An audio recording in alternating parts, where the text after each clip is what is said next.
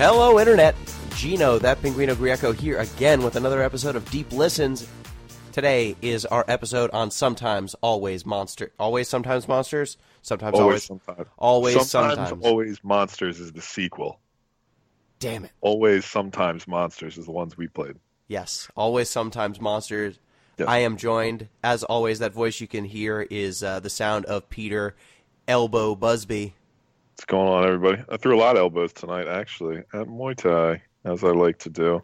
This was my pick for the month, week, for the 2 weeks, and I'm just going to apologize for it now. I think, give our readers an indication, listeners, where this conversation will be headed. Sorry to you both. Maybe you enjoyed it more than I did. We'll find out. We'll find out. We are also joined, as always, by Billy Coke Floor Rothert. I'm not going to respond to that other than I will say anyone who gets a chance to go to Miami Beach, I would jump at the opportunity, but have your wits about you because folks might try to slip you some cocaine. I dodged a bullet or an 8-ball, whatever you want to call it. Ha ha! All right, let's talk about Always Sometimes Monsters. Yeah, let's you definitely really can't do better instead. than that. Let's definitely do that. So if you want to get in touch with the show, we have no feedback for this week for this show. We've got some feedback for our next Final Fantasy show. Disgusting. Yep. People like the FF10. Bunch of Philistines listen to our podcast. No taste. Sorry. If you want to get in touch with the show, though, you can do so at DeepListensPod on Twitter, deeplistens.libsyn.com. We have comment sections. People seem to like using them. You can get into chats there, and we will read your comments and use them as feedback. And also, deeplistenspodcast@gmail.com if you want to hit us up with an email. So, Always Sometimes Monsters. This game, Billy, why don't you explain what this game is? Sure. So, give a sort of a brief mechanical setup. This is a game that was made by Game Maker? No, this is RPG Maker. RPG Maker. This is RPG Maker. It's an RPG Maker game, so you should expect the visual aesthetic of something like To the Moon. But other games that would be similar to it is like a Pokemon game or like a Castlevania game or something that would be similar to it. Sorry, not Castlevania. That's more like Game Maker and like Vault Story and stuff. I'm getting those two things confused. Anyway, the aesthetics operate kind of like a Pokemon game if you've never played to the Moon. You have like sort of like sprite that operates in a top-down sort of world. You're always in the middle of the screen. You're always in the middle of the screen. screen. In the middle of the screen, but it's only if the screen is too small and you can go other places. Yeah. There's only four controls in the game: directional movement, accept, cancel, and run. That's the only real controls in the game. So mechanically, we're done. This game is entirely story, and the story is. What do you mean? It's got a bunch of mini games that are all very shallow. True, but still, it's the exact same control scheme of just move and interact. Yeah. And most of the mini games only have movement as a control scheme. So pretty much. Anyway, what is this game actually about? Menu Tycoon 27. You, the player, assume control of a guy named Larry? Is that his name? At the very beginning of the game, yeah. At the beginning of the game, Larry, yeah. Larry is an up-and-coming publisher. He's looking for some new hot talent, and he has a party at his nice apartment. Larry, being played by you, the player, goes and talks to a bunch of people in the party. And you're essentially, though I didn't know this when I was first playing the game, you're selecting the character you want to play as. Yeah, I didn't know either. Based on basically their physical aesthetic and what they're drinking. We'll talk about who we pick later, I guess. You pick your character, though you may not be aware at the time. You also pick your love interest.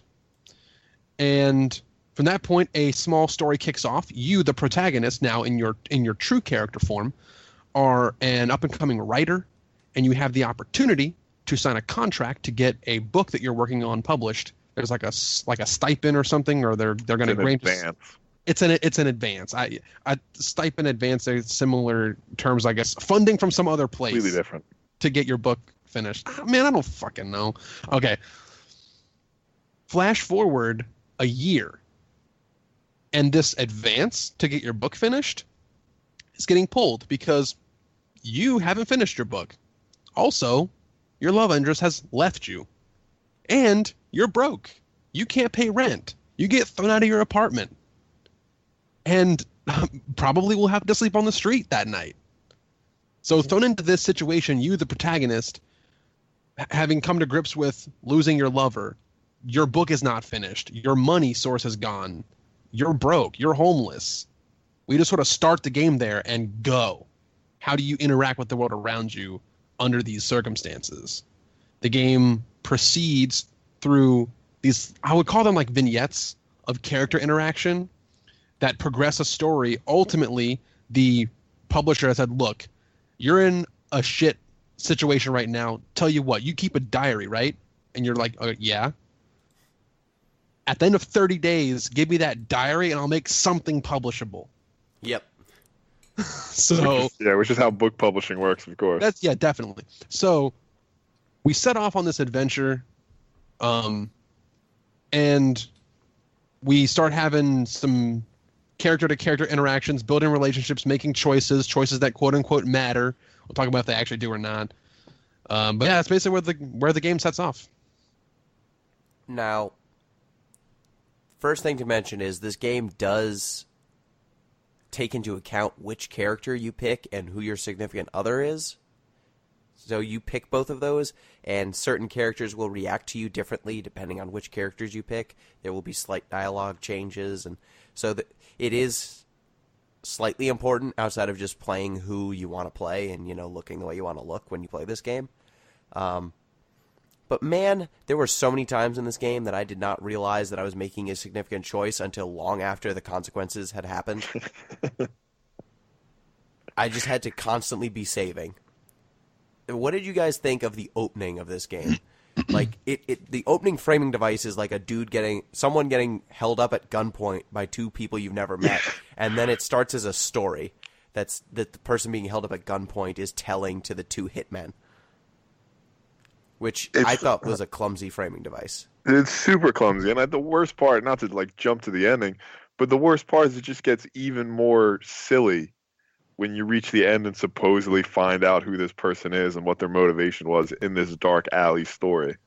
So at no point does it become, I don't know, interesting, useful, whatever. At no point does it become less shoehorned ridiculous than if they had just started the story from the party. From Larry's apartment. Sure. I mean, why start with Larry, too? I guess just so you can pick people at random. Actually, I really liked the Larry apartment thing because it made me pick characters, even though I didn't know that I was picking my characters. It made me pick the characters that I thought were the most compelling based on the limited information that I had. So when you pick your opening character, all you have to go on is visual aesthetic and what drink they're having. And I picked the girl that was drinking brandy. Which one is she? They all have names. If you want to actually know what their real names are. Tell me what she looked like. She was a brunette with a black leather jacket and a white t-shirt. Okay. That's who I picked also. Because she was the first person she was one of the first characters I could talk to. I think they gave you I thought that they gave me a name. There's 10 to choices. Go off of. You never hear any of their names in the opening sequence. You only get their names. There's two ways you can get their names. You can either get them by playing as a player character and talking to everybody in the party, and then once you have your character, they will address those people by names. Or if you meet them in the actual story later, then they'll have a name. Okay. Well, I just noticed them by, I guess, the conversation that Larry has with his wife. I misunderstood what she was saying. Belinda? That's her name? Belinda. Yep. Yeah. The conversation he has with Belinda, I thought that she was mentioning a character's name, like, you need to talk to this person. I'm like, oh, that's a female name. Let me just talk to the first lady I see. She looks like maybe whoever this person should be. And it's like, oh wow, I got her on the first try. Good work, me. I'm the best. And so, oh wow, I found my significant other on the first try too. Nailed it. Who was your significant other, Gino? lady, like the first lady in the area. Red dress lady? Red hair, white lady. I think. Red or brown hair, white lady. Turned kind of sideways. Oh, yeah. The sultry lady. Office lady. Yeah, okay. My significant other was the girl with the headphones. She was wearing like a brown jacket and headphones. Yeah. I picked the blonde woman was my player character. And my love interest was the bald black man in the back right corner. Okay. The dude who was super jacked? Yeah. Yeah, I was like, that's the kind of guy I'd be into. That's fair. Yeah. So Billy and I chose the same protagonist, I guess, and then you chose we had three different love interests. A different woman. Yeah. 3 different love interests. Did you notice any moment where, I guess we all would have seen the same, like, treatment by a different character, receive the same sort of treatment.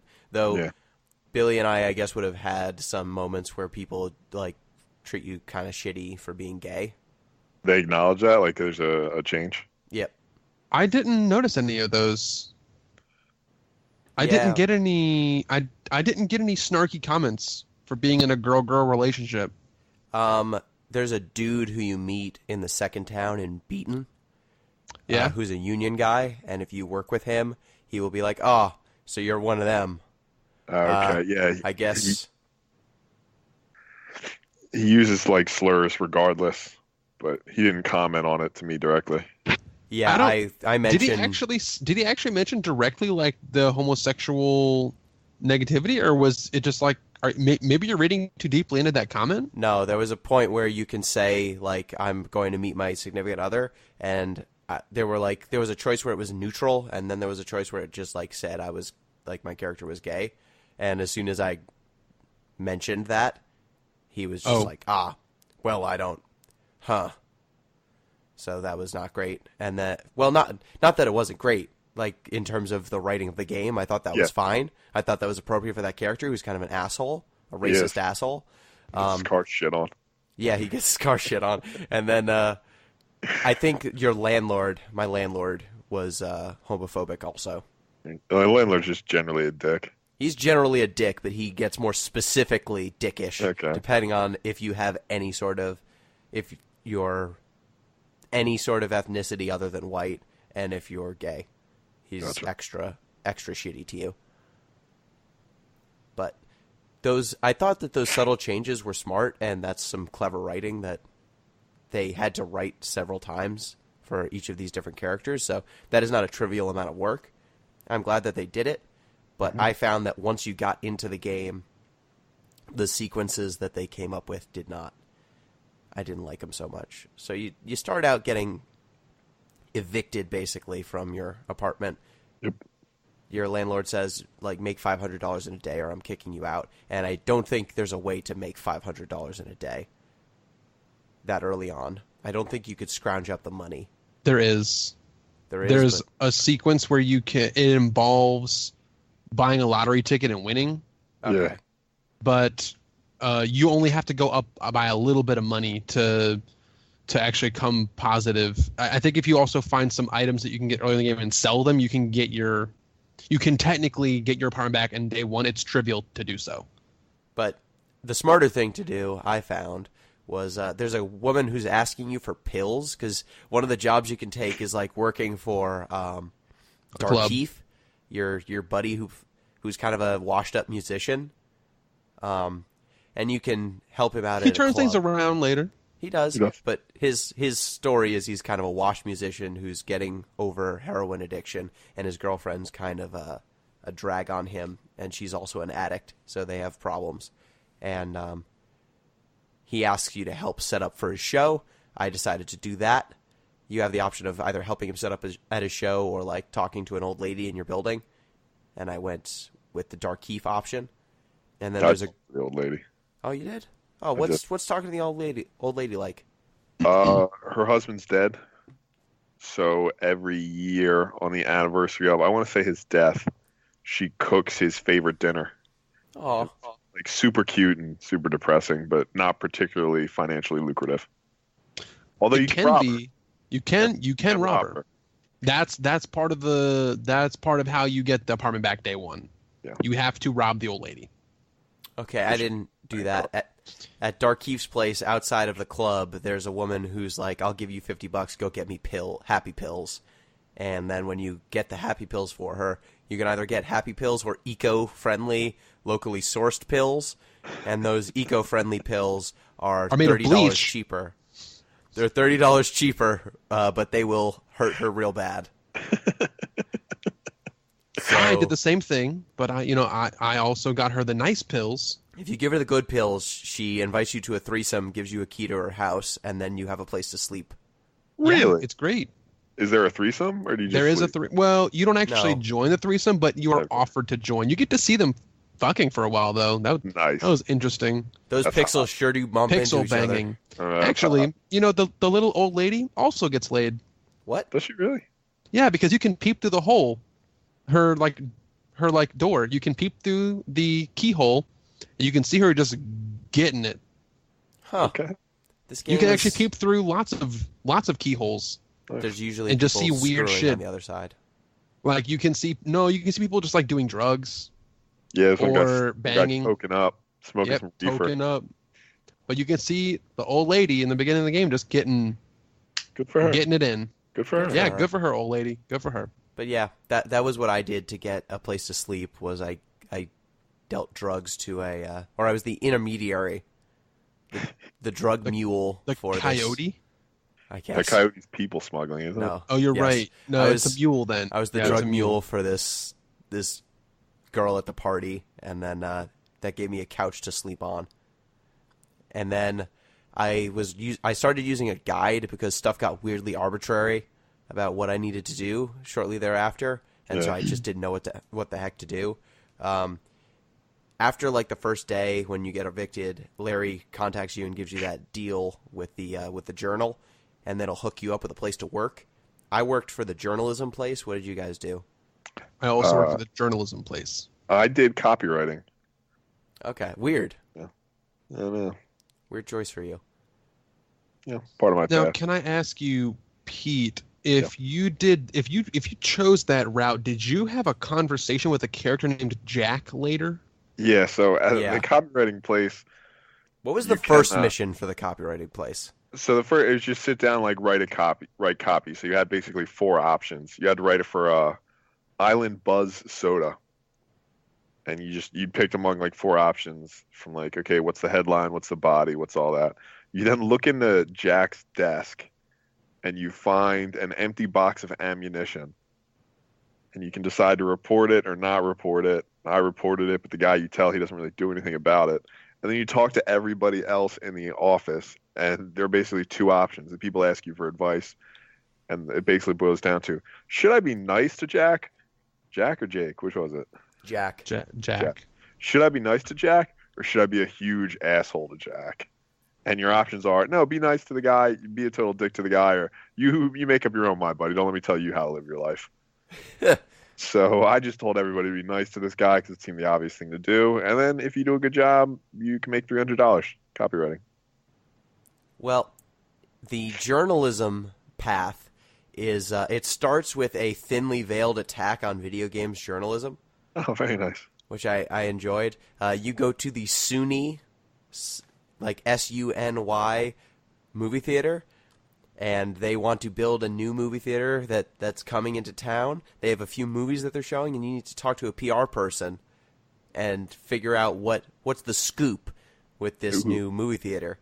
And there's a bunch of reporters who are caricatures of video game journalists that ask questions that just play into the PR plan that are not hard-hitting at all. And then the person's like just giving them slick answers, and then he takes them all to see an exclusive movie before it's released. And then everyone prints nice things about him. And then he tries to buy you off with money, and then he'll try to buy you off with tickets if you don't take the money. To a swag fest? No, 2 tickets to a shitty movie. Okay. But the bribe was like, ah, ha, ha, because video games journalists are taking money under the counter. That's the implication here. And then How much was the bribe? It was like it was like $100 or something. It was actually a surprisingly high bribe for pretty good like a bribe. shitty local newspaper job. $75? Yeah, that's still a lot. It was $75 in a bag full of some other like movie tickets or something like that. Yeah. I take that, Brad. Some swag. Yeah. And then you can ask a local apartment building about this new movie complex, and I guess they're going to bulldoze like this tenement to build a movie theater.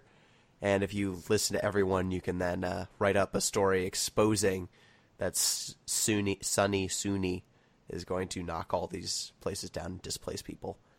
So I wrote that story, and Nice. I got, I think, $200 for that or $100 for that. It's about what you get for the copywriting too. But then you have to interview Jack. Jack is your second. It's going to be a hot scoop on the troubles at this company, at the copywriting company. Okay. Because he quit. And he's like, my boss was like, yeah, you need to go take it to the streets, like figure out what's going on here. And so I thought, I'm going to go to the copywriting place and ask them for first I talked to Jack, and he like asks you a bunch of cryptic questions that like, so if people are down, like should people help them or do they need to pull themselves up? He does the same stuff like when you visit him later from the copywriting place. Yeah, I figured that was the Like that was where the weird, two like- branches converge. Yeah. But they're like these big existential questions, and I just answered them however felt right at the time.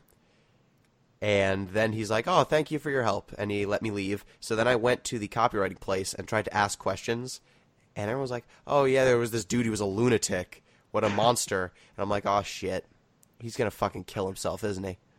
This is one. I'm not getting any quotes from these people. None of them are answering my questions. I can't even do my job. I can't even do my job. I'm a journalist. I want your side of the story. They won't even let me ask questions. This game, come on now. 2, it was very clearly going to be that was the outcome. And so you go back to your desk to like write up the story, and Jack calls you at your desk and then shoots himself if you don't answer his questions correctly. Okay. And then you go to I went back to his apartment, and he was just dead in the apartment, and I couldn't call the cops or do anything about it. You can save him if you take the copyright angle and you tell everybody to be nice to him. You bring your his stuff from his desk to his apartment, and I don't know if he could kill himself then. He didn't when I visited him, and then he offers to give you a ride or something. I forget. Yeah, he'll give you a free ride to the next town. Yeah, that's it. So this is one thing that I want to bring up, which is, I think this is one of the major points where the game reveals itself to be a game. Yes. A little bit too hard. There's like a bunch of pieces of paper on the wall, and if you answer his questions correctly, he will take down the pieces of paper, and the goal is to basically get him to take all of them down. I'm actually talking about something different. I'm talking about the ride versus no ride Yes, that too. situation. It's really gamey in multiple ways. Yeah. So this part for me was probably the biggest time that I realized that I was playing a video game as opposed to having like a narrative experience. So you need to progress the story by leaving Dubstown, which is the starting town, and you have two options to do that. You can either buy an $800 bus pass, or you can hop a ride with Jack. In my playthrough, I chose the wrong options, and Jack killed himself. So, didn't have a ride. And I did not get my apartment back. I said, fuck that place. I got my pizza rolls and I'm out. Yep. Same. And I never went back. So I had some money, but then I realized early in the game there's a stock exchange system. Exclusively sandwich based. If anyone has ever played Animal Crossing, this is basically like the turnip. Or is it turnips or radishes? It's turnips. It's turnips. This is basically turnip system in Animal Crossing. I dumped all of my money into sandwiches low and sold them high and just doubled my money. Like basically, I just played the turnip game, but in this game it was sandwiches, and I made my money. I also bought a fishing rod, and I never had to buy food ever again. Yeah, it was a big purchase. Yeah, fishing rod was a great. You just eat raw fish out of like a shitty park lake, and you're good because your stamina meter goes up and no negative health effects come to you. Did you guys ever go to bed hungry? No. Yes. Yeah, neither did I. I tried. You can die, but it's really inconsistent. Okay. You can die. It's really inconsistent. The stamina meter just sucked so much. And I understand what they were going for as like a metaphor. Like, you have to eat and it's hard. I get it. But then... You actually can die and you get like a game over screen, though. And like, I understand what they're going for as a metaphor for your character's home. Like, you're homeless for a night at the beginning of this game. Or at least I was. Yeah. Most players are. Like, it's really rough. You're interacting with a lot of characters who are on the margins, and I get what they're going for. But damn it, the stamina meter was so gamey. The only time that stamina matters is right before you go to bed. If you have a full belly before you go to bed, there is no negative effect of having low stamina, which means that the correct thing for me to do at all times was to only buy food right before bed, buy just enough so that it would let me go to sleep, and that was it. Yep. And for a while, until I realized that that was the case, I was treating stamina like it might matter. But as soon as I realized what the mechanics underneath it were, I just saw it was an annoyance instead of a metaphor. And that's a problem when you're going to go to that length to build a system like this. Mm-hmm. The other thing that bothered me about it, too, is that the image, except like if you, at the very end, when you buy a new outfit, the avatar really never changes. Yep. Like, you'd think that there'd be some just visible wear and tear from sleeping on the streets for a night. And I mean, how hard would it have been to just program in a couple alternative avatars, really? Especially if you're going to spend the time to write so many different, various different paths, let's say. I mean, it would have been harder than you'd think. Yeah. Yeah, it would have been time consuming. Like, every single one of those... The reason why when you change clothes, it's basically the same outfit with 3 palette swaps is because each of those drawings is probably different. They had to take, like, for each character, each possible character, you have to draw their look with their original outfit, then you have to draw them with their alternate outfit on. Right. So there's 2 pieces of art per character, and if there's 20 characters, not to mention the NPCs, okay, it adds up. All so right. I'm not... Like, I understand why they didn't do that. If they're going to make character portraits, which they did do, yeah. If they wanted to have characters changing outfits and stuff like that, I think you would have had to go with a different option, depending on what their budget was. But, like, man, a lot of these systems were super gamey, and once I saw through what the mechanical underpinnings were, they lost their punch. And that was definitely the moment with Jack when I at first thought I was just having a conversation with someone. Like, I knew something was up, but I didn't know that it was going to be answer these 6 questions correctly or this dude's going to kill himself. And there's nothing you can do about it. I hope you saved, because there's no indication going into that conversation that it's going to go that way. Mm-hmm. That also happens after that. After that first job, you basically have free run of Dubtown, and you can find a bunch of different ways to spend your time. One of them I did that stood out to me was going to the arcade. Did you guys go to the arcade? I did. You could run up you have to get like a high score on this game, and this is one of the first mini games that I found to be very bad. That was awful. You just you run over people and you avoid animals, and you get points. The game just keeps going until you choose to end it because the high score is very low. But I wish that the effort that went into making the mini games went into more writing.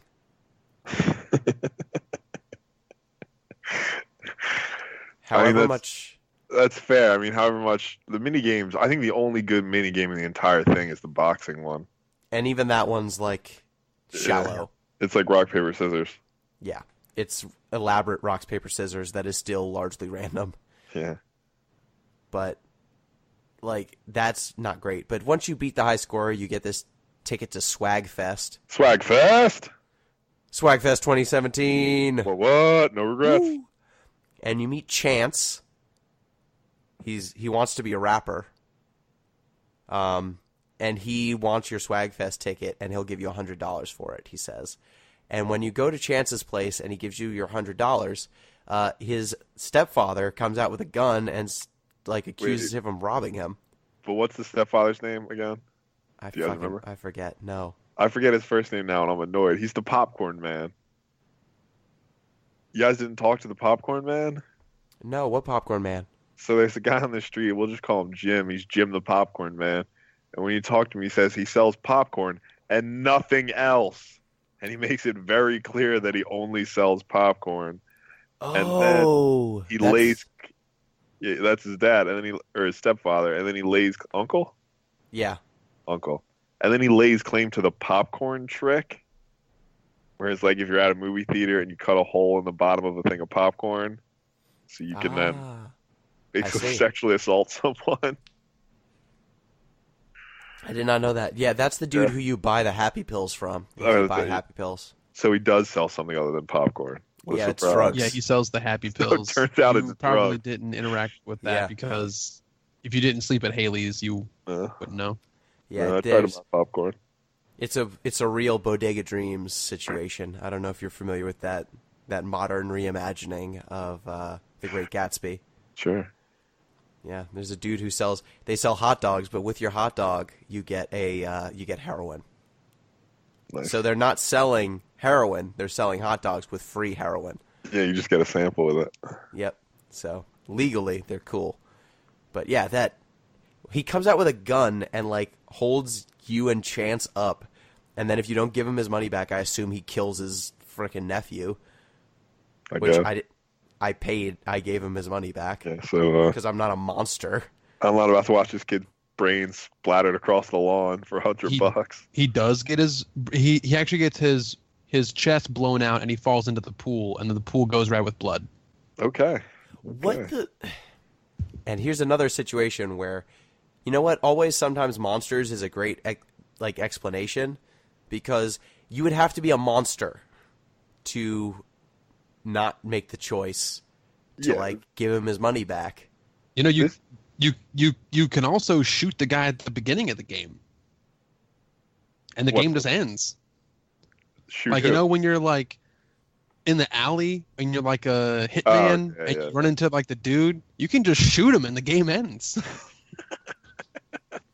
Yeah, but dude, this is my biggest problem with the game, right? It's just how asymmetrical the moral choices are. Right, so the Chance thing, all right, you lose $100, or this kid dies, or there's a moment later. I mean, hell, we're just talking about the story. Let's not worry about spoilers at this point. Yeah, go right ahead. Yeah, there's a moment later where you have a car race, right? And your choices are. Let's save that because I will have. All right. Yes. We'll have more thoughts on the car race. Yes, because there are other ones. There's I went to a daycare and you can take care of kids, and if you don't read what the kids are allergic to, you can kill a kid by giving them peanuts. There's an EpiPen in the center. There is an EpiPen. Too lazy to just read some stuff. Yeah, I mean it's not just too much of an inconvenience. Hang on, that's shockingly closer to real life than you think, because if you're doling out snacks and some kid doesn't know he's got a food allergy, I deal with that shit at my own job sometimes. But I understand that it's somewhat realistic. It's just that the idea that this one journalist who's been living on the streets is just constantly running into life or death situations, just that they are completely unqualified for, is ridiculous. Wait, I hope the game told you when it's hey, you can read this. If you don't, somebody might die. No, it's actually really incognito. You just have the name of a little kid and the name of two other kids, and then a circle and a cross through things they didn't like. And it was Luke with a circle and cross through peanuts. But some other kid was I don't like dogs. I don't like goldfish. And then he was I don't like peanuts. So you had to read that weird sign in order to make the connection and not give that kid peanuts. You talk your way into not into this daycare center with no qualifications, basically, and the supervisor. There's no background checks of any sort. Of course, they run a background check, and it comes up that you shouldn't be hired. And then the person who's running the background check's I'm real busy. You're probably fine, right? And then she goes in the back and leaves you with these children. You can't just ask them their names, which is annoying. And this was one of the many times in the game where the dialogue, when it turns into like a dialogue choice situation, you're just basically like pressing the enter key to get through dialogue until a dialogue choice comes up, in which case, if you hit enter, it just picks the top option.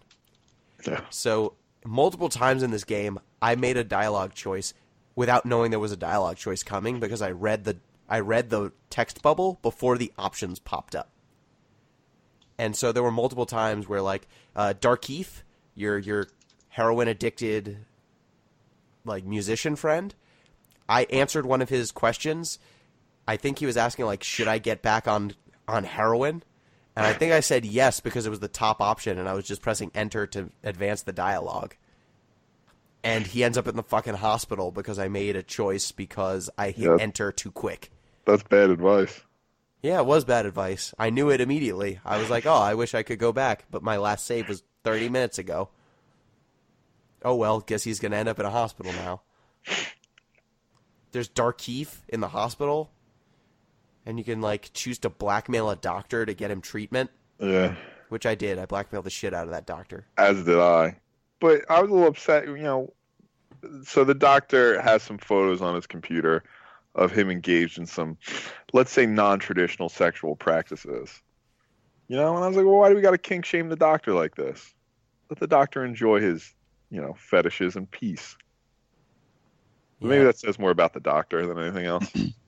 I think the reason they chose that particular fetish is that it can, one, be ridiculed in a way that's humorous enough, given that it's a video game, but could also probably, in the same way that he may be into kid stuff at some point, given the sort of childlike nature of his fetish. In this case, the doctor, I don't think you guys mentioned it, but he was like into like teddy bear, like bear BDSM, bondage. like teddy bear bondage, or something like that, and maybe the close Ruxpin. Proximity between that and kid stuff might have been the implication that we were going for.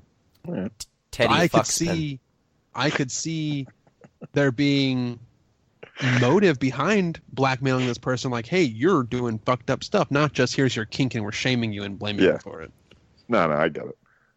And the other option is to like break his fucking car with the golf clubs. And it's actually that's the car Jack uses to give you a ride to the city. He borrows it from his doctor friend. Oh, great. So if you beat the shit out of it, you don't get a ride. Sure. Yeah. Every time that you could choose the bad choice, it's clearly the worst decision. I took the golf club and then just sold it. I didn't realize. I didn't break the car. I was like, I don't want to break a dude's car. I just want to blackmail him. Yeah. Because if you can do intellectual harm to somebody, it cuts deeper than just hurting their things. Also, it leaves less marks, so it's harder to trace. There were so many times now, looking back on it, that I could have stolen inconsequential things, and the game probably wouldn't have judged me that harshly. There's another time you can steal very, very consequential things, and you get a game over screen. Like, did you guys create a time paradox in this game? No, but I stole an EpiPen. Well, guess what? You can actually go onto the building of the Vagabond Dog Studios, and if you find the combination to that safe, you open it up, and it shows their development budget, and if you take it, the game ends. Yeah. Because it just glitches out because you stole their development budget. That's pretty good. So they can't make the game. That part was funny, but the sort of meta commentary of inserting yourself into this game, like you can talk to them in like the Bacon Barn or something too. It's the coffee shop. Yeah, whatever. The Krusty Kreme. Like that's like the laziest way to sort of have a wink and a nod to your audience, like to just go meta and just I liked it because I'm a sucker for anything meta. And like you put meta on anything and I'll eat it. It's kind of like Nutella or avocado these days, for that matter. Shit. Yeah, and you eventually you could save a dog. No. Or sell it into like clearly a dog fighting ring. Yeah. You like all these choices they're not even Mass Effect level obvious. They are more than that. And it's trying to operate in a space that's so much more grounded than what the choices are. Mm-hmm. Like once we get past the Darkeith thing, you then head to Beaton. the second Beaten. time. Yeah. Beaten. Yep. And there's a labor strike. And you've got this conservative dude who's backed by unions who's super racist. And who's clearly just Mayor Ford from Toronto. I don't know what any From of where? that shit is. You guys don't remember Mayor Ford? From From where? what? Mayor of Toronto. He just Oh, died yes. recently. Yes. Yeah. He died? Yeah, like a couple years ago, maybe last year. Oh, wow. Yeah, Rob Ford. He was mayor yeah. of Toronto. Yeah. Yes. He got caught smoking crack. Yes. Yeah. Do you remember the mayor's name in the game? Horde. Ford. Yeah, it's just a Robert Ford knockoff. Yes. And then there's the young, slick African-American guy who's saying, like, down with the union. Trudeau Liberty. Yes, Trudeau Liberty. And so you've got these two people. You've got the clear, like, conservative, old white guy versus the young African-American dude who's, like, the man of the people. And I ended up in this section. After Dubtown, I stopped caring about the internal consistency of the game anymore. So I decided to just... The union people gave me a job. I took the job. How many boxes did you move? 11. That's not many boxes, Gino. It's not, but they paid me anyway. It's a Speaking union of job. getting jobs, just want to note at one way you can get infinite money. Sure. Of the many ways you can get infinite money. Since this game is just keyboard mouse controlled, back in Dubstown, you have an employment office you can go to where you can choose between slaughtering pigs and packaging them, or grinding up soy and packaging it. It's all both. I did the soy. That minigame's terrible. I hate it so much. Yeah. Go ahead, Billy. Did you do the meat one? I did the soy one and menuing through. No, I mean, to did you do both of them? No, I just They did the are soy they one. are the same. I Oh, bet. good news I there. assumed as much. There is a difference though, which is that the soy goes on for however long you want. No, you eventually run out of soy. Really? You eventually run Yes. out of soy? Yes. I wish it could have gone on 0%. Well, You Yeah, get however weights. long you want is 0 seconds. I tried to leave in the middle of it, and they were like, "Oh, but there's still soy. Maybe I could make more money." I'm like, fucking. I got enough. I guess I need a ticket out of here because this dude killed himself when he asked me This dude I just met asked me 6 questions. I was like, that's all I needed to hear. interesting. Then I guess that's not an infinite money loop, because I played that No. shit for like 30 minutes. And I was like, you know what? I could just make a keyboard macro and just go through this menuing like pretty easy. No, make- it's not infinite. You but make it's- more money, and it's faster to do the pork option, but you also slaughter animals, and you get covered in blood. Yeah, my But problem with it. You find is an more action that figure in a vat of blood, so that's the payout. it takes so long. This minigame takes so long. You're just moving cubes of. For me, it was cubes of tofu, and then it's like this Or tofu cubes weighs of pig. 16 pounds. What do you want to make out of the tofu? Tofu steak, tofu sandwich, or tofu cube? And whatever you pick, it's like, oh, you get half of whatever it makes. So it's just a math equation. It's just doing elementary math. See, this is sort of a larger point I was going to make. Is like, this is a game that's trying to hew to reality, right? So like a job like that in the real world, probably super fucking tedious, right? Like to just work on an assembly line. So it makes sense that a mini game version of that is super tedious, but that's the limit of, I'm going to say, gamifying reality, right? Trying to make a game that hews to reality tropes. So you think about something like The Sims. Like The Sims is at least still fun because it cuts out stuff like that. And so the closer you move towards making a realistic game, the necessary trade-off is less fun. You know what I mean? And it's different from like a movie that's realistic, because then you don't have to hit buttons all day. My problem with it is not that art imitating life is a problem. There are games like Cart Life and Papers, Please that have come out since this game that have, one of them is about kind of being a new immigrant. Well, you're basically unemployed and trying to work your way out of owning a food cart in the city. And the other one is about working as a border security officer in a fake Eastern European country in like authoritarian times, and your job is just to like look through people's papers as quickly as possible and get people processed, and you get paid based on how fast you process people. But it's constantly getting more dangerous. Yeah, so they're at least interesting. They're entertaining, right? Not just that, like some of it isn't necessarily the most entertaining thing, but the game's tones are bleak. They are saying this is totally a commentary on this sort of oppressive environment. Everything is working in concert with that. There isn't, say, for example, the game's developers hanging out in a coffee shop talking about how clever their game is. There isn't an infinite fishing rod that will get you infinite food if you just fish in the lake. Which Big Bertha, clutch, by the way. It's not infinite. If you overfish, it will run out until tomorrow. For a day.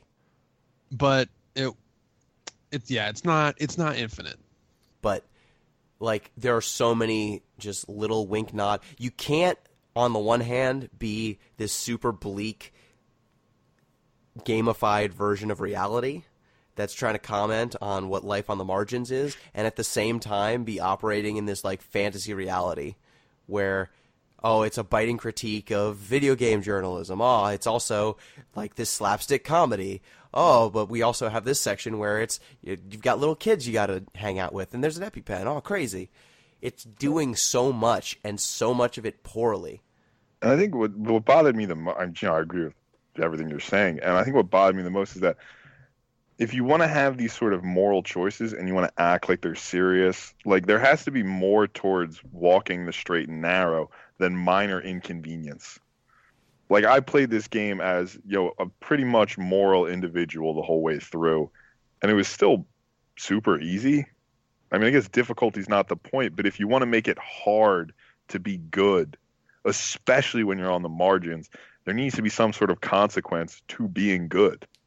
Yeah, and let me tell you, so in the second section in Beaten, I ran with the Union because they were the first people that gave me a job.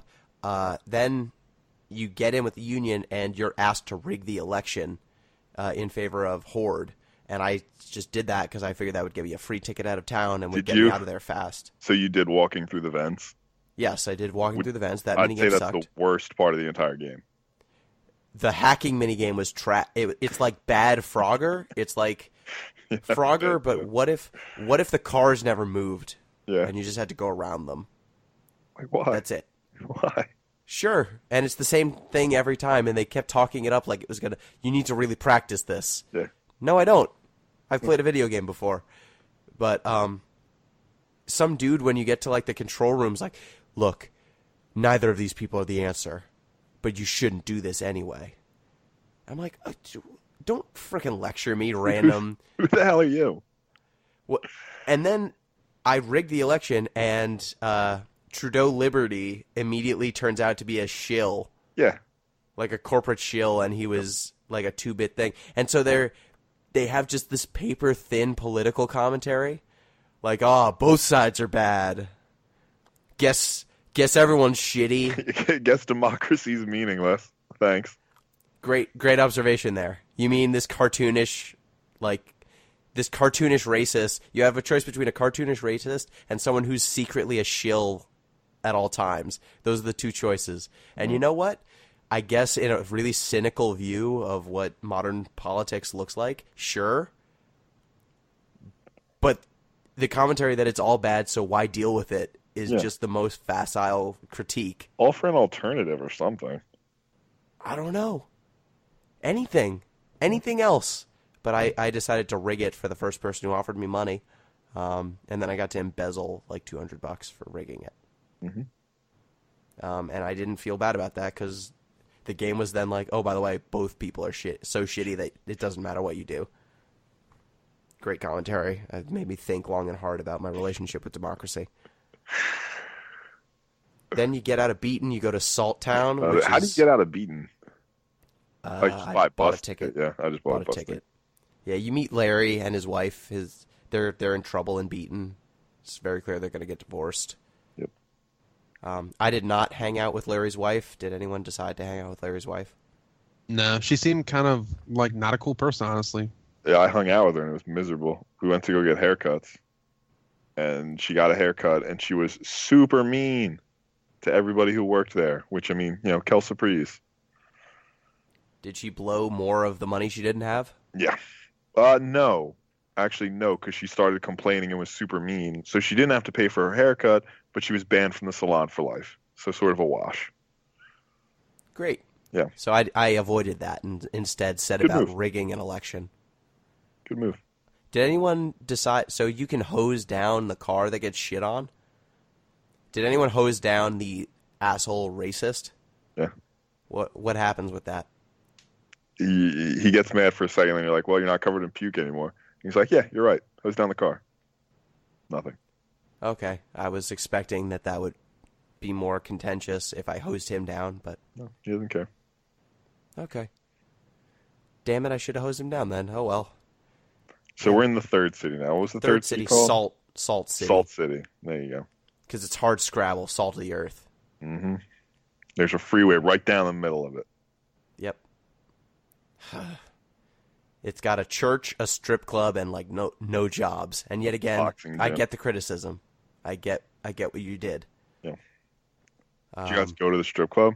Yes. Did you go to the VIP room? Yep. Just I had to know. Right. I was like, what? How will this develop the story in any way, shape, or form?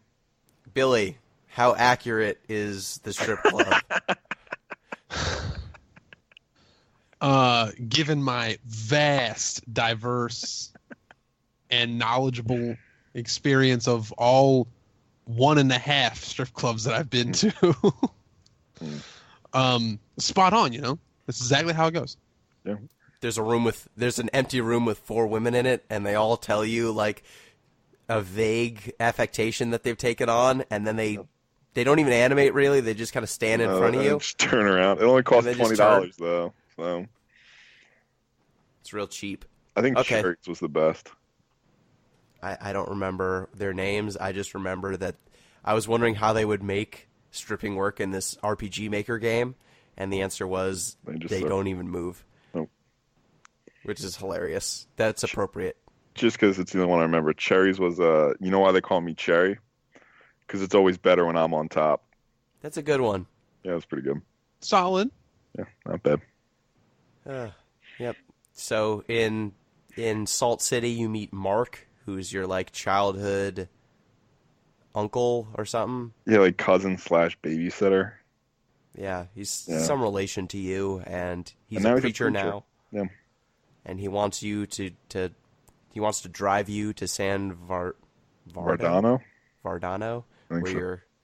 your significant other's getting married, and Ex-significant other. oh yeah, ex-significant other. But in your heart, he or she is still your significant other. And you have a choice because his car has been taken by the local mechanic because he can't pay. It was a And- gambling debt. Yes, and you can choose to gamble to get the car back by winning a race, a sick race, a street race. It's like, think like Fast 5. Like that's basically what we're talking here. Yeah, Fast 7. Any of the fasts, really. Any fast. It's mostly Tokyo Drift. But So as part of this race, you have basically 2 options. Not mutually exclusive, but so you can upgrade your car doing 3 tasks. You can win some tires at a boxing gym, you can get some industrial cleaner from a meth dealer, and you can get an old mechanic to fix the transmission. Or you can cut the brakes on the other guy's car. and the explanation is Mark's girlfriend Carla says he's been kind of the mechanic has been kind of creepy to her in the past, Yeah. and so fuck that guy. So we're gonna kill a man. So we're gonna cut this man's brakes in a drag race. It's like what? So we'll talk about the mini games in a second, but let's just get it out of the way. Did you guys cut the brakes?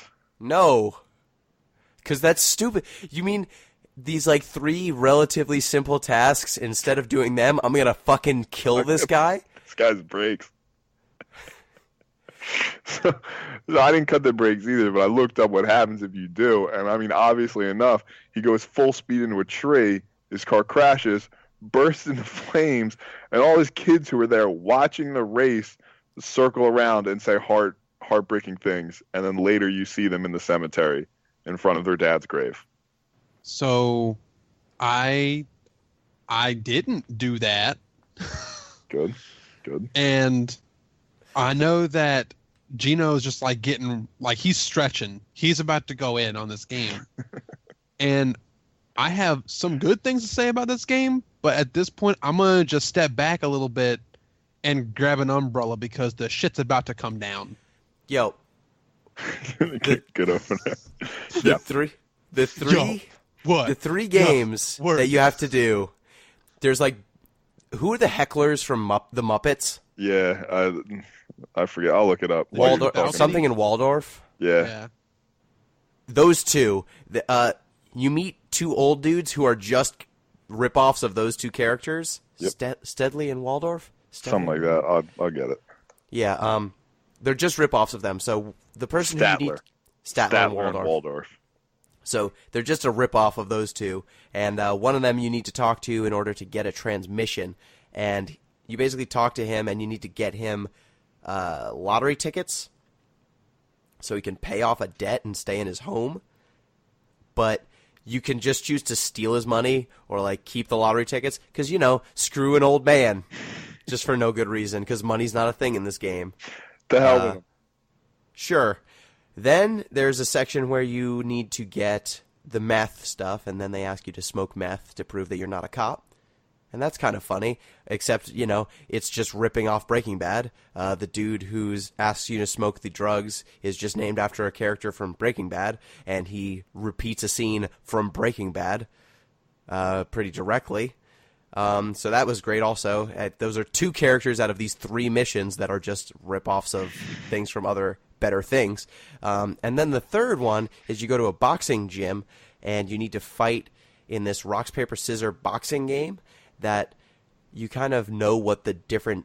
There's three punches, and they have a rock, paper, scissors relationship with each other, and then you can dodge, and the dodges have kind of a rock, paper, scissors thing going on as well.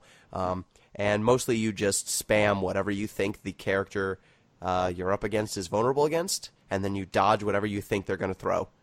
And 9 times out of 10, you're right. And it's paper thin.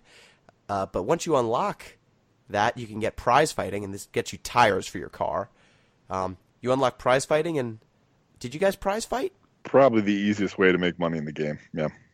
It's close. It's close to the easiest way to make money in the game. You could fight such notable people as Dick Cheese. That was one of the characters you could fight for money, and there were a couple other ones. That one really stood out to me. That's really the high point. Yeah, that was the high point. Once you get these three things, every single day you're in Salt City, when you wake up, Carla reminds you, hey, what if we just cut this dude's brakes? And the last time, after I've collected all three of the stupid things to win this race, Carla tells me, she's like, yo, I think we really need to cut this dude's brakes.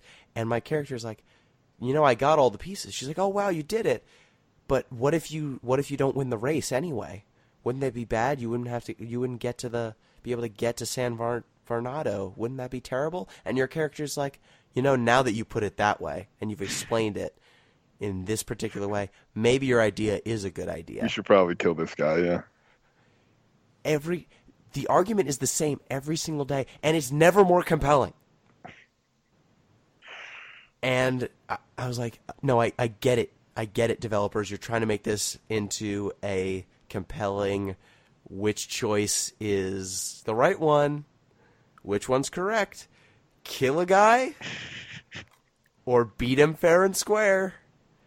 And then on top of all of that, when it was all done, I thought there might be like, a race that I have to win by racing in another bad minigame. And it turned out to just be a cutscene, which was kind of, thank goodness I didn't have to play another minigame.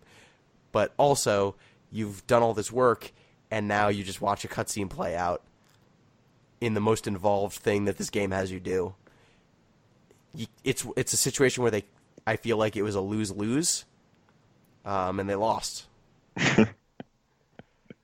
And so I won the race. I got the car. Everything worked out. It was just boring. Is the problem? It was mostly boring. And I saw so many places where this could have been more compelling. Just so many. I don't get why they made boxing. I don't know why they must have spent so much time on that system. I don't know why they made all these different one-off mini games. Like if they had just made the dialogue more compelling, or spent a little bit more time on the situations, or the stakes less asymmetrical. Yeah, or the stakes less asymmetrical, or the situations less ridiculous. It could have been fine. But no, everything was always like die or slight gain instead of like does this person die right here, or do you get like $50 instead of $100? Yeah. So let's just palate cleanse for a second. Let's remember a great game, To the Moon. Vaulted Story, Abyssal City. We could also talk about Game of the Year, Vaulted Story, Abyssal City, but I feel like Gino's more ready to talk about To the Moon. Yeah, because that used. So this was one thing I wanted to get to. There's choice in that game. Not just that there's choice in that game. That game used this exact same tool to make their game. These are both RPG Maker games. And the whole time I was playing Always Sometimes Monsters, in my head I'm going, I've used RPG Maker before. Like, I know a little bit about this system. This is, Billy, you know all those times where you said, how hard is it to do this thing? And I'm like, well, actually, it's usually pretty hard. Or, you know, there's something under the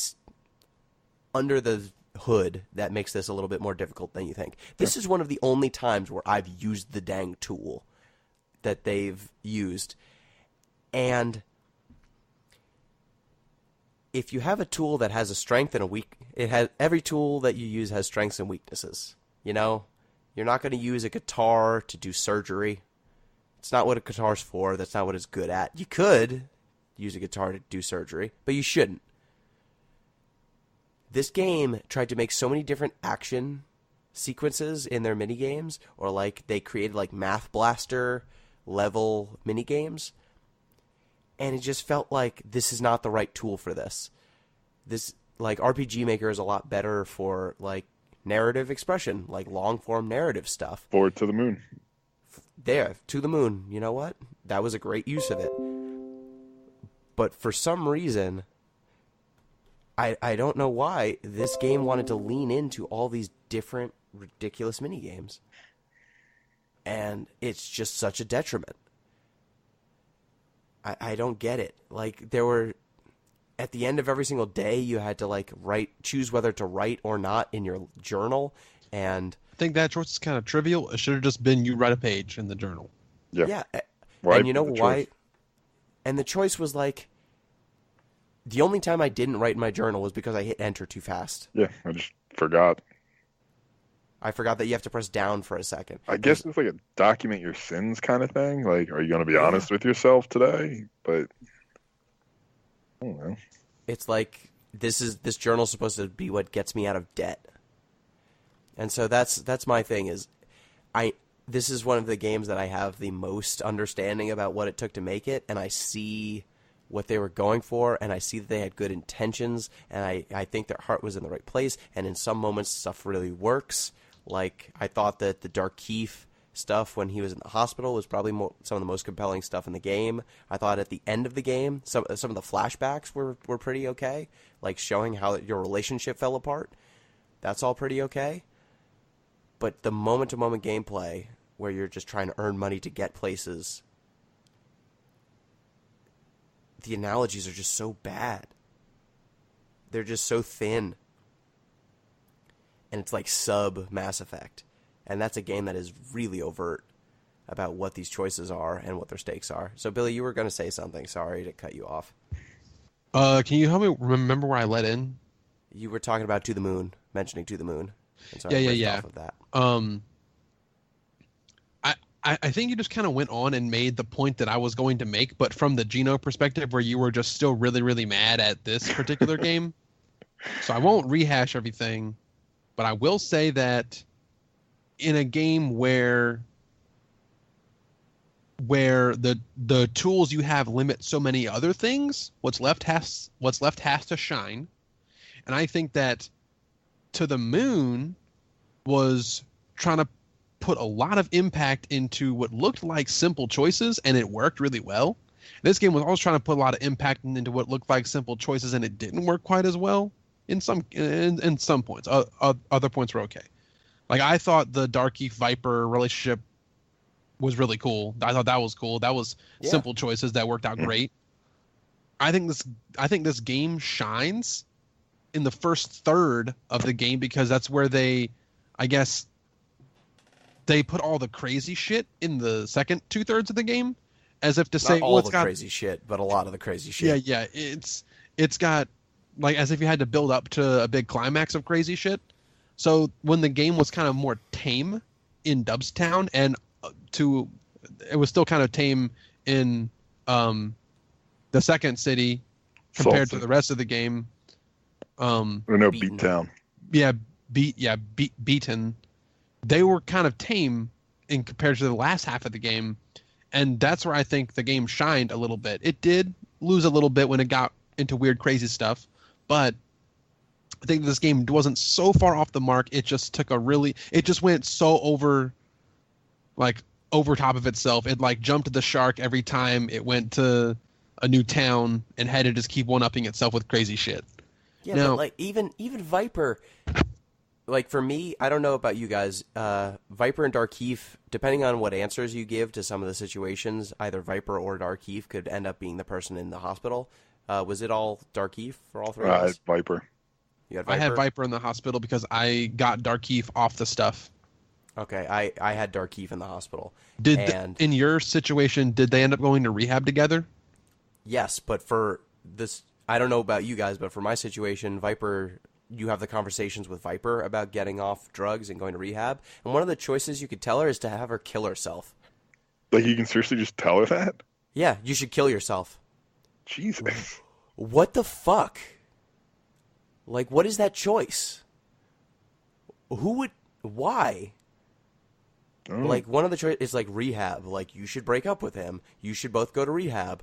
You should get off drugs or kill yourself. Like, I kind of want to do a Undertale, like, genocide run, because I think you could probably kill, like, 10 people in this game if you just took every time the game was like, and then you could kill someone. You just said, sure. Sure, kill him. Fuck it. Yeah. That was one where I was like, why is this even an option? Why are you throwing this in front of me? Like, putting it there as an option is a choice. It doesn't have to be there. And I don't think unless your character is just a complete monster, which maybe is part of this game, always sometimes monsters. It's part of the range. Well, so there's a moment, this isn't really like a spoiler or anything, but there's a moment in the game where a character actually says that phrase, right? Yes. They say, maybe we're always sometimes monsters. And then somebody asks, what does that mean? And the response of the person is just, whatever you want it to mean. And like, if that's going to be your title, if that's going to be like your big moment, there should probably be something more than that, whatever the hell you want, bro. Yeah, and there were so many times where the developers, like, their studio is in the game. Yeah. And all that stuff. I kept thinking that they were going to fade back, and it was like the game was going to take precedence. No, this third wall breaking thing is going to be. I think they're at the wedding too. They are. They're in the epilogue too. They are. The epilogue is like, hey, we're making this game that you're playing right now. Whoa. Ugh. So I guess we're leaving Salt City. You get to the wedding. Did you guys... So here's where I think a lot of the decisions come up. Because how much money did you guys have when you got to the wedding? All the money. Like 30, 40K. I had enough that I needed to do the thing I needed to do money with. I just Sandwiches. I was prize fighting. I prize fought, and then I played blackjack. There's also some other like rock, paper, scissors mini game. Yeah. That's Bet really 50 really to win 95. yeah, and you can just loop that as much as you want. Where is that? That's in the first town. No, Second Beaten. town. It's in Beaten. You can just loop that as much as you want. I just made about 10 grand doing that because I'm Do you the have enough money, grandfather. Gino? Did I what? Did you have enough money for the thing? Like the only thing that really needs money in the game? I grinded for it. Okay. Basically, when I realized that at the casino there's just gonna be blackjack, and I'm like, okay, Time to count some cards. I'm just gonna double my money every time I do this, I guess. Yeah, it pays out 2 to 1. Yeah. So I just saved scummed it. Just any time I lost, because blackjack's blackjack. I did learn a valuable lesson. I'm bad at blackjack. Okay. I'm not gonna play with blackjack. So let's just run it down. You get to San Verdano. Turns out you were never invited to the wedding in the first. Oh, I shouldn't say that. Your significant other didn't invite you to the wedding. Your significant other's fiance invited you to the wedding, and the fiance, it turns out, is your ex-college roommate who, number one, you stole your significant other from in the first place, and two, you sort of dicked over when you signed your publishing contract. And And your college roommate stalked your significant other that was how you first met them, was that your college roommate asked you to stalk your significant other, and instead you hung out with her. Yeah. Or him. make out at Them. a observatory, kind of. Yep. So they invite you.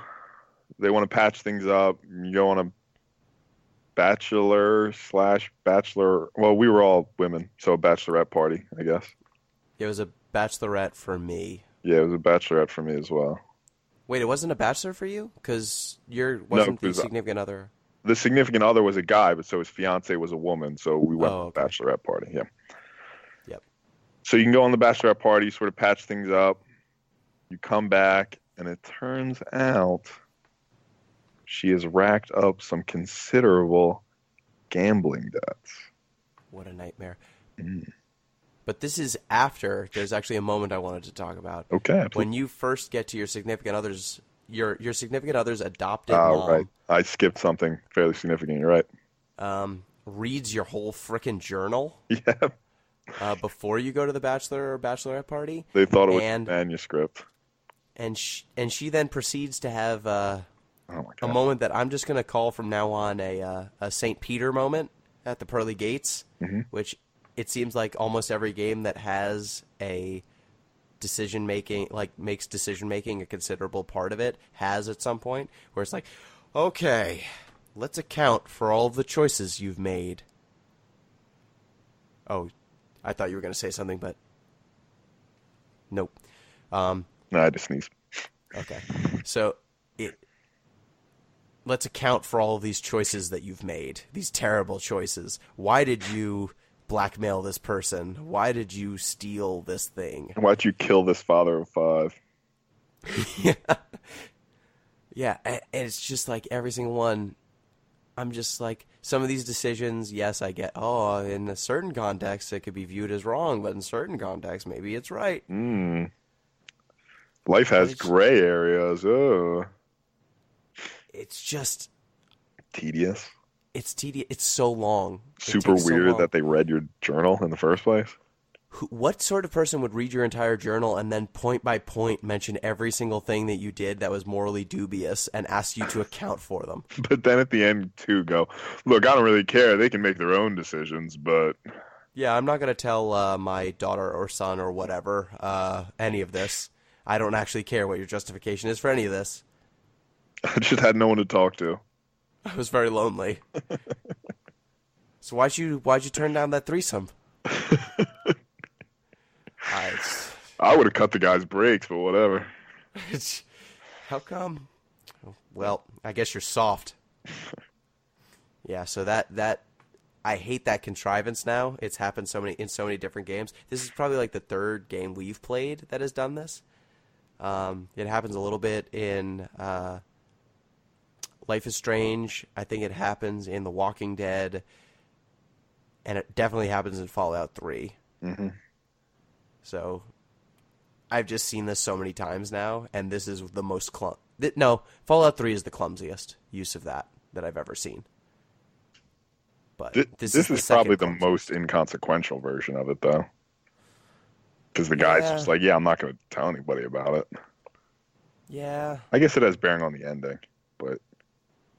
It's got a little bearing on the ending, and at least you have a chance to, like, defend yourself or whatever. Oh. But, yeah, the Fallout one's just some of these... And then this happened is really dumb. But that sequence was just a bummer. It's terrible. So gambling debts. So the casino head calls you guys both into his office. And he's like, listen, $10,000. Your choices are, you can pay it if you have the money. You can hand over your journal to your ex-roommate, who can then get her advance, which is $10,000, which seems like a super high advance, but whatever. And this unpublished author who first time. No, and she's got a publishing deal with the person who gave you your Larry is publishing both of your works. Yep. And so Larry did not want her or him, depending on who your roommate is. Sure. Did not want them at first, and now they're getting a $10,000 advance. So you can hand over your journal, which was supposed to save your career, and mine was she, and she can get the advance to pay it off. Or you can just tell the casino guy, listen, shooter, I'm not paying a dime. Yeah. Those are your choices. So I had the money. And I was like, sure, here's $10,000. Take it away. I also just had the money. It was inconsequential. I also just had the money, and it was inconsequential, which is just, if this is the big moral choice that you're coming down to, and maybe it's a commentary, you know, when you have a lot of money, you can buy your way out of consequences. Maybe that's the commentary they're trying to make. I doubt it. Maybe that's where they're going with it. But you know what? Then all of your critique of living, of like life on the margins being tough, when you can game your way out of the margins so quickly and so trivially that you're out of it in like 2 fucking weeks, what is the commentary then? You should all just become prize fighters. Yeah, if your sandwich argument is day traders. It's super. Actually, the argument this game is making is it's super easy to not be homeless. All you have to do is take like 3 odd jobs and trade some sandwiches, and then you're fucking rolling. And you're there. And you have to just reload your save file every time you play rock, paper, scissors, and you get $45. But even if you or 95 cheat, technically, whatever. Yeah. Even if you don't cheat, you Still can super easy. Make a ton of money. If you get a fishing pole, you never have to worry about food again because teach a man to fish. Teach a man to fish. Feed him for a lifetime. If you say shooter too, they give you a second chance. They're like, "Do you really mean it?" And you just be like, "Yep, let it rip." It's like something super glib like that. Let it rip. So what happens? Do you then end up with your ex by default? No. So you go to the wedding, and it's raining, because it's sad. And your significant other standing up there at the altar, and they're like, "She's not coming, is she?" She's like, "She's gone. I know she's gone." And you don't end up with her because mine was him. You don't end up with him because he's super depressed. Just like, about the murder? Yeah. Well, he doesn't know she was murdered. He just thinks she doesn't show up, which how he didn't find out, God knows. But so after that, all of us paid off the debt. Mm-hmm. So then what was your action at the wedding? So you go to the wedding. Well, just really quick, are we going to talk about the little things that you got that were given to you from characters that you give back? I pawned most of them, but if you sold gave that back, shit. Yeah. I actually kept all of it, and if you keep it, it like makes happier endings all around. Nice. That's good. All those characters I didn't care a damn thing about. Well, all those characters that I didn't murder. That I allowed to live. Yeah, the wedding was super crowded. Should have killed a few more people. Yeah, right. Would have really slim things out. I could have got a better seat. So you go to the wedding, and your options are, they do the whole thing. Does anyone object to this union?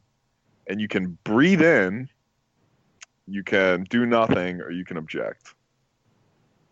I thought this was maybe the most. Yeah, right. I thought this was maybe the most interesting choice in the game. Yep, that was. Yeah. That was the one I good one. I objected just because I was like, fuck it, I got this far. I'm not about to not see what happens if you object. I objected because I hated everyone and everything, and I thought that would ruin their time the most. I ended up objecting, got my love interest back. I'm kind of curious what breathe in does now, though. It's probably like a second choice or another option. Like Everyone probably do nothing. looks at you and you're just like, oh, what do I do now? You hold that breath and then die. That's your last. That's your last breath. That's how you ruin their wedding. Like, now they have to remember that you died at it whenever their anniversary comes around. Yep. Simultaneous anniversary and Wake. best friend. Yeah. Wake. Yeah. So we have a lot of different quote unquote endings at this point.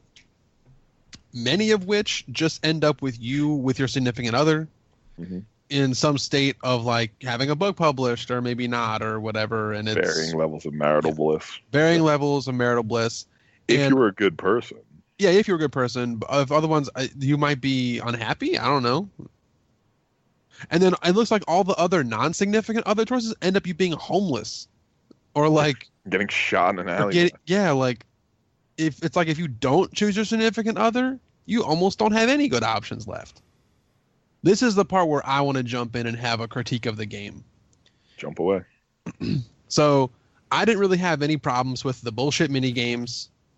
I didn't really have any problems with the wacky asymmetry in decision making because while that is potentially a spot to be critiqued, I'm going to try to look through it in a charitable lens, kind of like how, Gino, you looked through Charles Barkley's Shut Up and Jam Gaiden through a charitable lens, like Game Maker just wanted to make a game that they would like, and these two devs are probably like, you know what will just be sweet?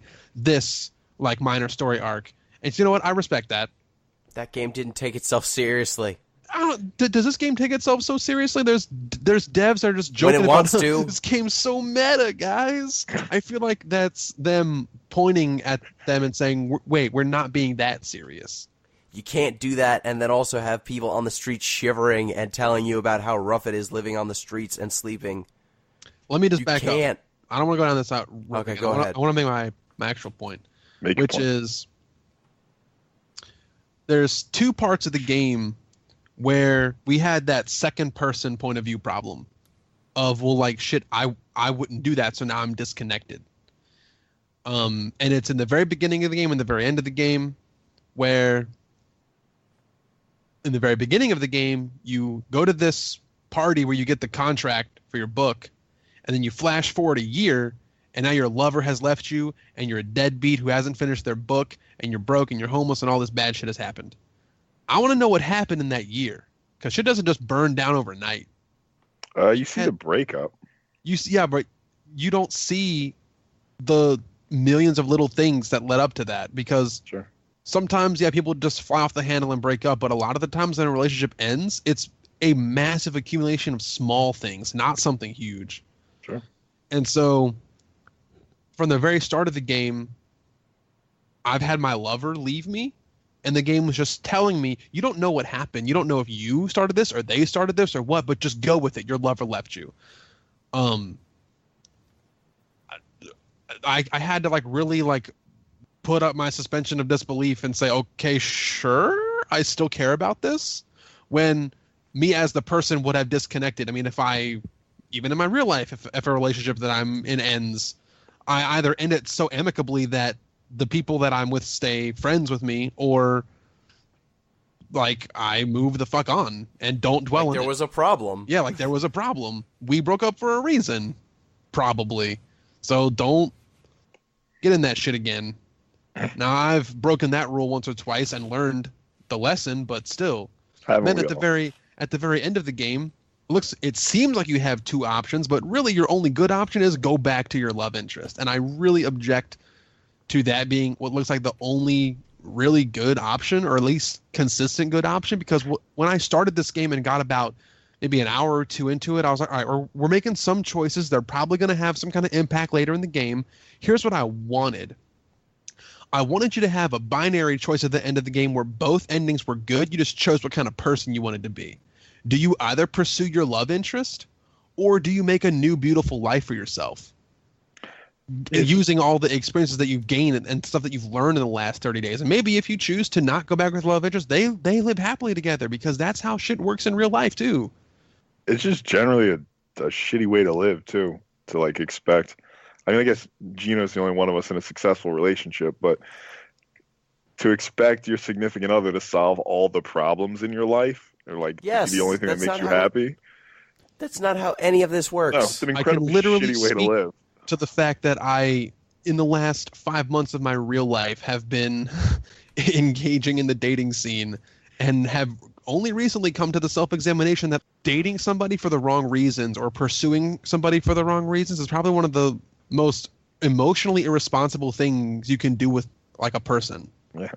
So, yeah, and the problem I had with all of this is that the like success or failure of you winning your love interest back has no bearing on whether your relationship should continue. Yes, no. You know almost nothing about the relationship you had with your significant other. You see 3 flashbacks. You talk to them once.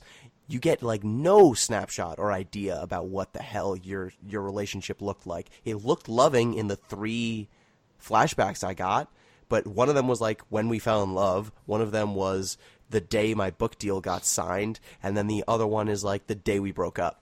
That's all you know. How is this game like asking you to make this choice about whether these two people should live together, where one of the consequences is if Sam and your significant other end up together, like you end up, does that mean that you end up being the person who's at gunpoint at the end of the game? Yeah. Great. Fucking, of course. Sweet. Sure. Like, you end up homeless because you've let them have a happy life. But you know what? You have no idea what that relationship looked like. You know that, like, most of the other relationships you see in the game are complicated and real and textured, like Belinda and Larry. Their relationship even kind of Viper and Darkeith. Viper and Darkeith. Mark and Carla? Yeah, did anybody else think I mean, I thought she was going to be a stripper. I thought when you got the back room, she was going to be there. Yeah, that's kind of why I wanted Instead, to see. she's just a murderer. Yep. Instead, she just has murderous intent. Even Haley and Brad. Yeah, all their brief cameo. Who are Haley and Brad? The weird, like, open relationship couple that you can do a threesome with, and you get their apartment after you give her some drugs. The polyamorous couple. Sure. Like that. You know what? All of those relationships have more information behind them than the fucking one between the main character and the love interest that the game is fucking about. Yeah, they just say the love interest is perfect, and then you're supposed to be like, oh, well, that's why I want to be with him. Okay, he's perfect. Got it. Yeah, that's it. Ugh. You don't even know what they do. Like, where does their money come from? What are their wants and needs? You're a struggling author. Is this going to work out? I have no idea. They ended up with another struggling author. Either way, they end up with a struggling author. And if you end up with your significant other, it turns out your roommate's in the alley waiting to get shot. Yes. When you object, like if you're successful in convincing your significant other not to go through with the marriage, your best friend and roommate cold cocks you, knocks you out in the middle of the wedding ceremony, and you wake up like later that day alone with your significant other who's like, I chose you, basically. Yeah. And then you, at the end of the game, choose whether your roommate gets fucking shot in an alleyway or goes on with their life. I think, too, I could be wrong, but at least for the most part, the dialogue is exactly the same, regardless of who ends up in the alley. Sure, because this game doesn't care. The difference between these two characters and their life paths. Like, Sam's supposed to get a $10,000 advance. Are we just supposed to understand that when the significant other goes away, they just gave up on their work too? Yeah, I guess. Because without this one person in their lives, neither of these people can be successful authors. Nothing else matters. Or like, hey, what if Billy? How much money did you say you have? You had 30,000. I forget at some point. Like I also had sandwiches that I didn't sell. So like, you were rolling in cash, and your character still ends up in the gutter at the end of this, regardless. Oh no, because you could, fall in love. You could in theory have as much money as you want by the end of the game. And it doesn't matter. There is no limit to how much money you can have. Because if you don't end up with the one, you might as well be shot dead in a fucking alley. Mm-hmm. I hate this game. Life lessons abound. I think that you guys are justly bringing to light some design flaws and some choices. Played. What? This is the first game on this in the 2 years we've been doing this. We've been doing this for 2 years now. That I have ever said I hate this game. I never want to play it. I want to play this game maybe one time just to see what happens if I just go genocide ending. But I don't, and I don't think that this is all the developers' fault. Like, I think that they are going for some tricky things and they are ambitious in some of their intent. They are just tonally all over the place, and their execution is wanting in some spots, and it just pushes me off so much that they miss so many times, and that their choices are just so all over the place. But what can you do? I feel like I want to jump in and give right now Gino and I are just on opposite ends of the same table we were sitting at about Charles Barkley. Now you have your natural response when we talked about that earlier in this podcast was that, well, that game wasn't taking itself seriously, and I was like, well, Always Sometimes Monsters is also being a little bit lighthearted about some of its stuff, and yeah, there's not a cyber dwarf like that's shitty comedy. That is shitty comedy. Like it's comedy that's missing. That's punching down and that's gross in spots. Yeah. I understand all of those criticisms. The jokes. Ultimately, it's a comedy game that's trying to be funny, and some of those jokes are just crass and bad. I get it, but they were aiming low, and they hit their mark. They hit the bullseye on what they were doing. So I think that's the saving grace that actually Charles Barkley does have that this game doesn't. Is that Charles Barkley had a shit game in mind, and they nailed it. They nailed it. You know what? The jokes may or may not work, but that's kind of what they were going for. This game aspires to be so much more, and it undermines itself in so many spots. I think the only thing left is I think it's Billy who picks next. I think the only thing left is for Billy to pick the sequel. And then we can play Sometimes Always Monsters. I won't do that, but I will give you guys a choice.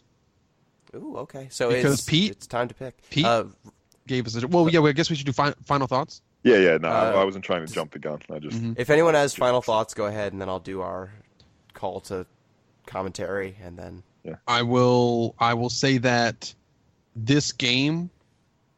First, I think this game should have the save feature removed, and so it's only autosaves. That would I think that would actually make a significant improvement in this game because you wouldn't be able to game the system as much, and some of the actual choices that you make, not the major plot choices, but if you go down one story arc or another because of the money investment it might make at the start would matter more. I think it would make it a little more interesting if you got lucky or got skillful at making money in the short term so that you could explore more story arcs if having money was more impactful. If you could have a way to make money more impactful, this game would be a little bit better for me.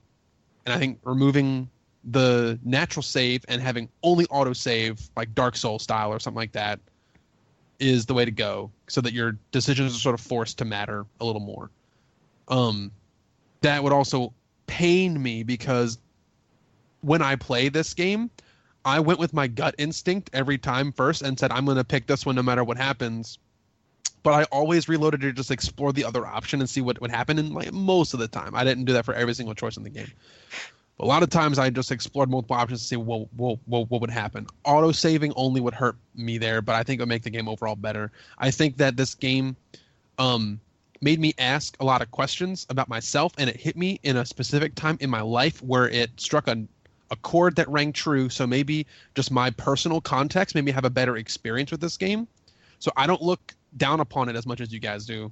And that I understand that it's probably because I'm in a spot in my own coming to grips with how I deal with romantic relationships, that this game hit me in a way that made me think about myself as well.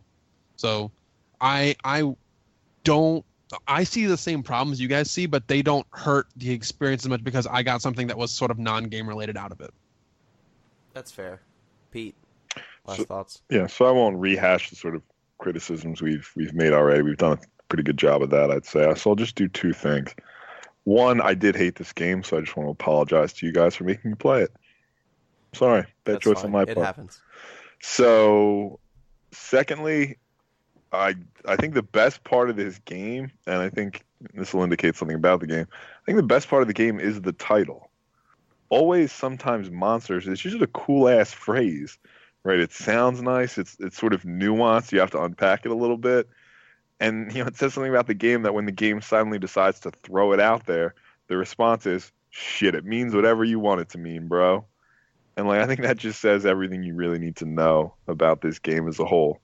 It did something ambitious, and at the last minute decided to just, I don't know, cock it up, I guess is the best way to put it. Yep. So, if you have commentary or feedback at deeplistenspod, deeplistens.libsyn.com, or deeplistenspodcast@gmail.com. So, Billy, what are we playing next? All right, so there's a choice, and I'll describe them kind of like how Pete described them.